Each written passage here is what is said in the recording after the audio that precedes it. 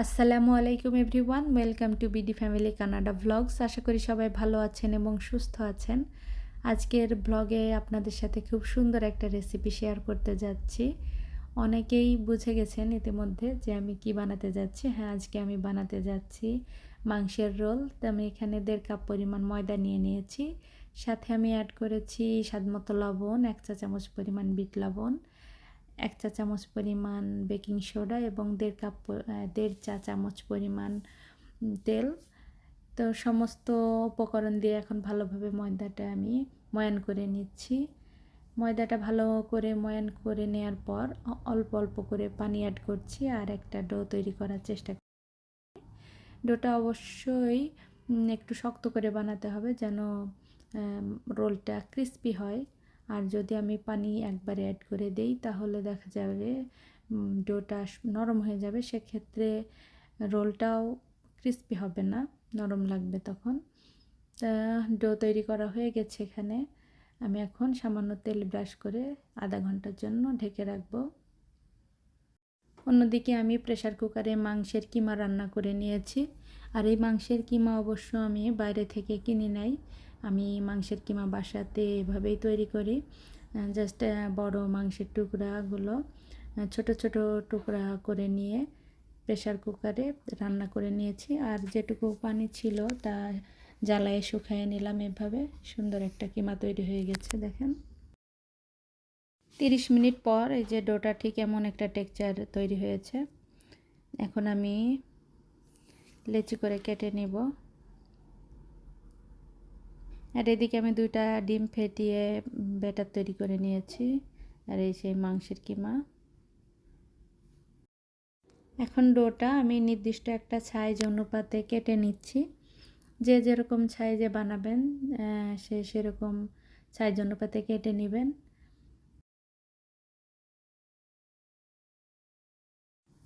লেচিগুলো নিয়ে এখন আমি এভাবে একটা একটা করে রুটি বানিয়ে নিব, তারপরে রোল তৈরি করে ফেলব।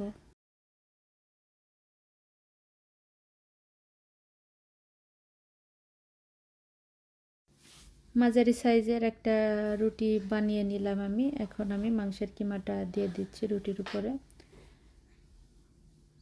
একেবারে মাঝ বরাবর দেওয়া যাবে না, নিচের অংশে দিয়ে দিতে হবে।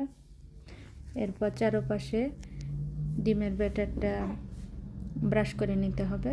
তো আমি এভাবে হাত দিয়ে কখনো চামচ দিয়ে ব্রাশ করে নিচ্ছি, বাট আপনারা চাইলে ব্রাশ দিয়ে এভাবে ডিমের ব্যাটারটা ব্রাশ করে নিতে পারেন। এরপর প্রথমেই 2 পাশ থেকে ডান এবং বাম পাশ থেকে ফোল্ড করে নিতে হবে।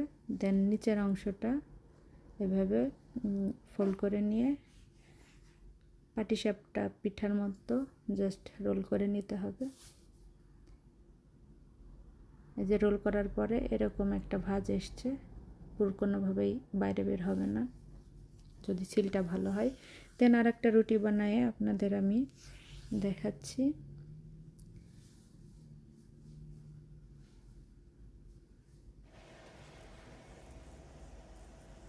রুটি বানানো হয়ে গেছে। দেন সেম একইভাবে আমি মাংসের পুরটা দিয়ে দিলাম। আর ডিমের ব্যাটারটা আমি এবার অন্যভাবে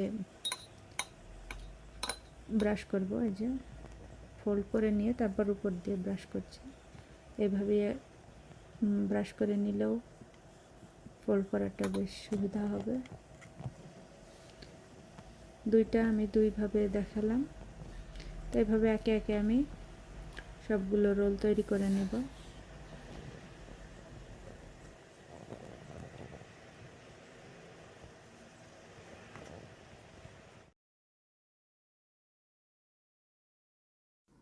প্রথমে আমি এই কয়টা রোল তৈরি করে নিয়েছি। এখন গরম তেলের মধ্যে একটা একটা করে ছেড়ে দিচ্ছি এবং অল্প আঁচে আস্তে আস্তে খুব ভালোভাবে ভেজে নিতে হবে।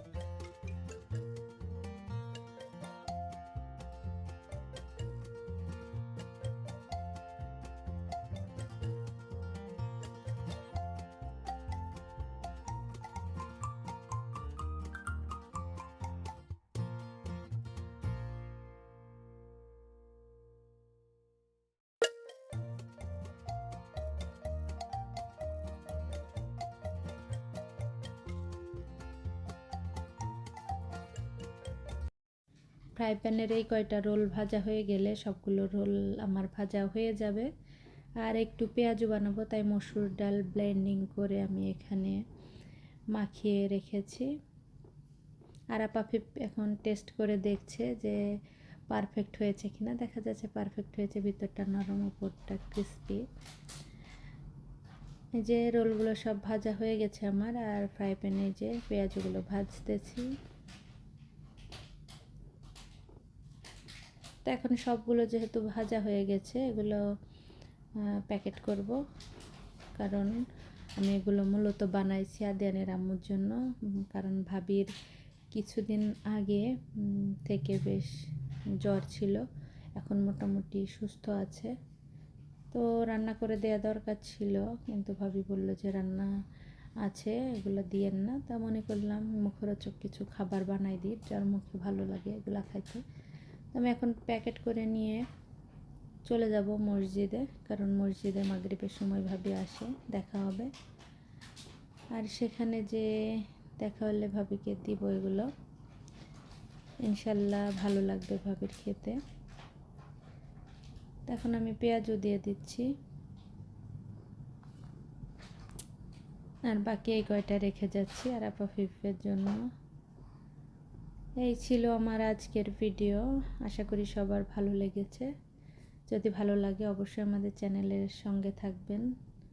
সবাই ভালো থাকেন, সুস্থ থাকেন। আল্লাহ হাফেজ সবাইকে। আসসালামু আলাইকুম। আবার দেখা হবে অন্য কোনো ভিডিও নিয়ে অন্য কোনো দিন।